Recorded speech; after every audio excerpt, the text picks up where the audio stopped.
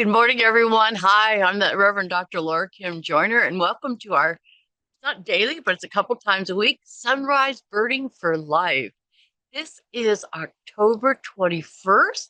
It's the fourth week of autumn, and sunrise today is here at 7:34. So we're starting a little bit earlier so you can see it come up behind me and perhaps look out a window now and see where the sun is for you right now.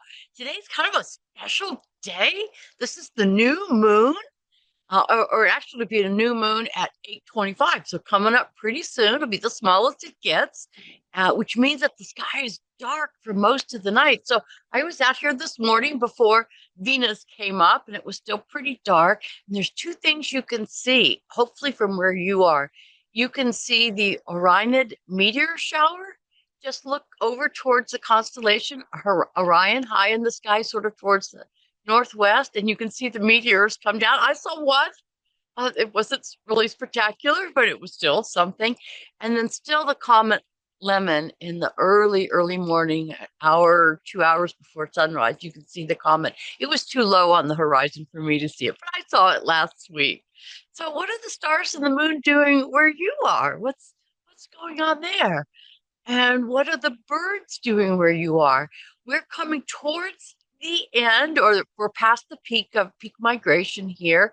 I saw on the migration dashboard that there are only like 3.7 million birds that went over, but there's been a change here.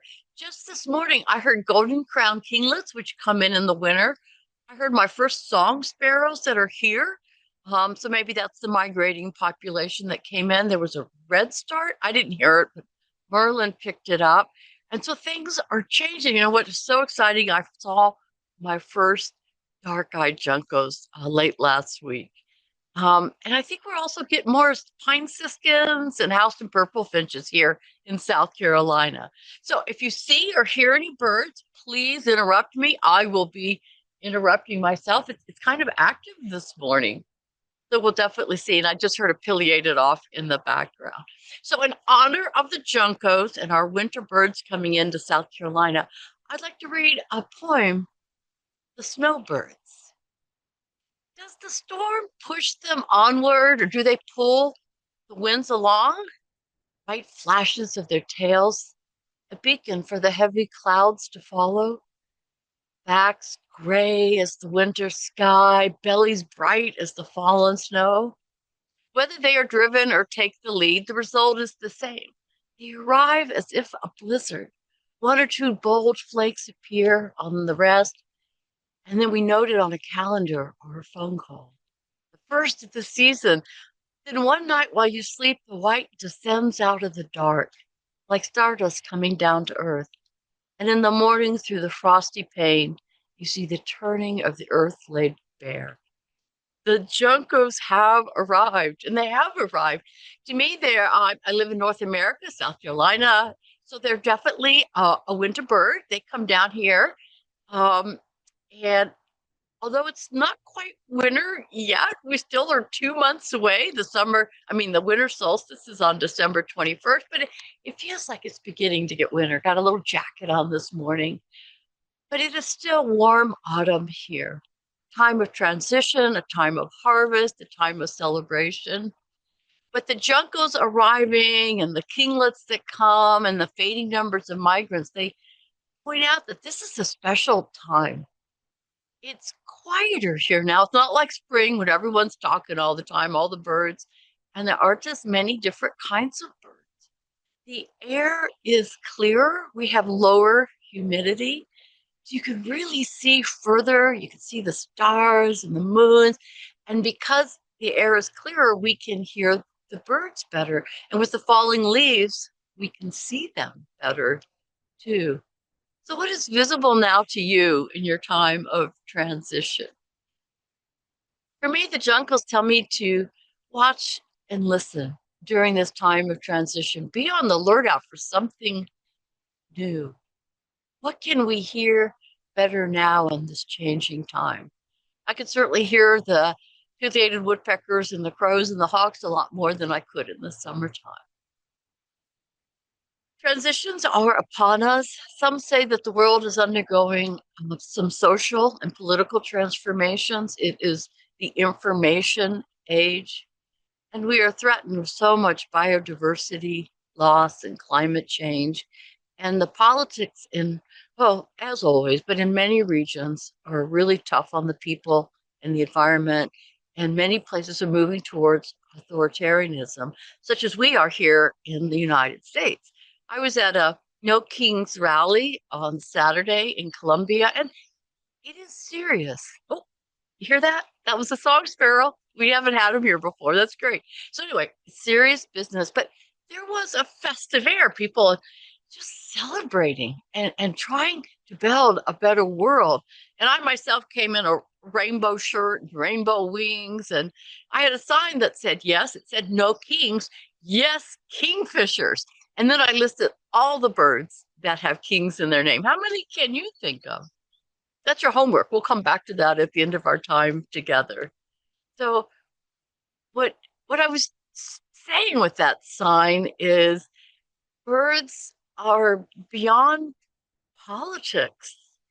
They show us that we have a common tie that binds all of life together through birth or hatching and life and death. We have common evolution ancestors. The earth birth does it, hatch does it, grew us.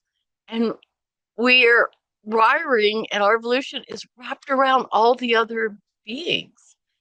So across the political spectrum, people care for others and they want to live a purposeful life and they want to flourish. That's no matter where you are.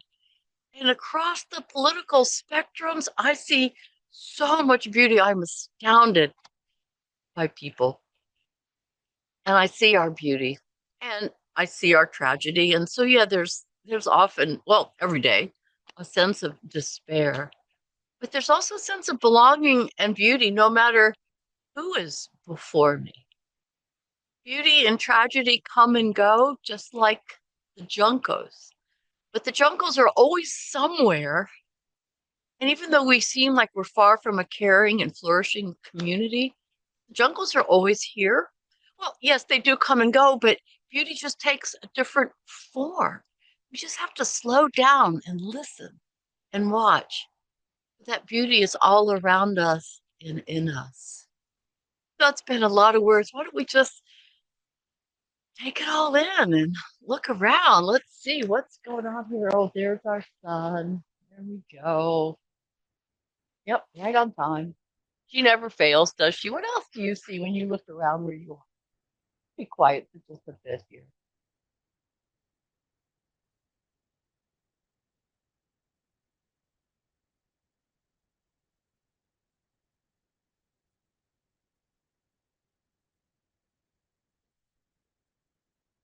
Did you hear anything or see anything while you were taking a moment to pause? Not too much going on here.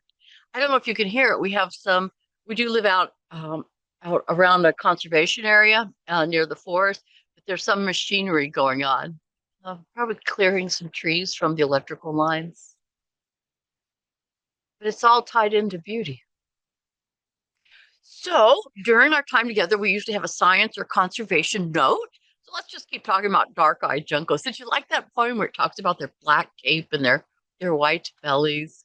Um, they're one of the more numerous sparrows. You see them everywhere, at least here in the winter. They nest up in the arboreal forests and the conifers, and they nest on the ground. I didn't know that. I thought that was really cool. And both the males and the females incubate their 3 to 6 eggs. That's another pretty cool thing about them. They're mostly seed eaters, but during the breeding season, they'll eat more insects. Let's see. They tend to migrate. The sexes separate. And usually the males want to get to where they need to go first to do their territory. And when they're returning north to set up their breeding area.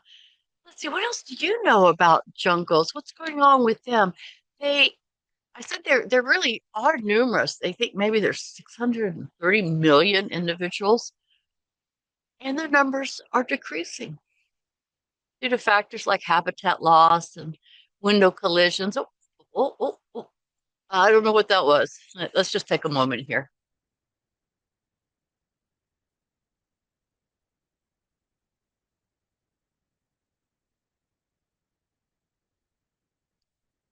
I'm not sure. I think it was a brown-headed nuthatch. Right, they're here. That was a new bird for me this year, moving to South Carolina. So we do need to take care. We need, even though we see a lot of them, they're like all of life, or open to the to risk and to the tragedy of our beautiful too, human existence. So, what's our practice for today? Well, we're talking about looking and listening and being open to transition. And transition is always a challenge. So we want to find a refuge, a safe place. So the three refuges of Buddhism I have adapted for birds. So you can say them with me or after me, but why don't we do this? And then we'll just breathe and be with the still air and the sun and the changing times. And maybe I'll adapt it as a wish instead of saying I. Let us take refuge in the birds who show us the way. May we take refuge in the song and the flap. It's the path of understanding of love.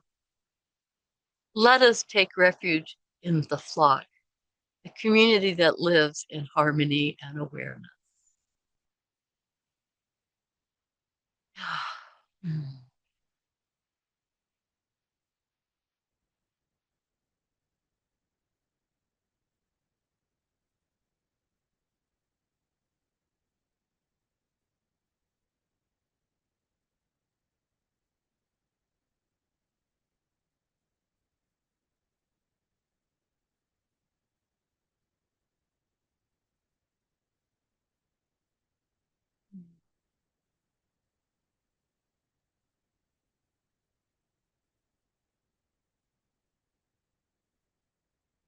Our golden crown kinglets are still calling. As soon as we get done with this call, I'm headed out. I can just hear them. I can't see them yet.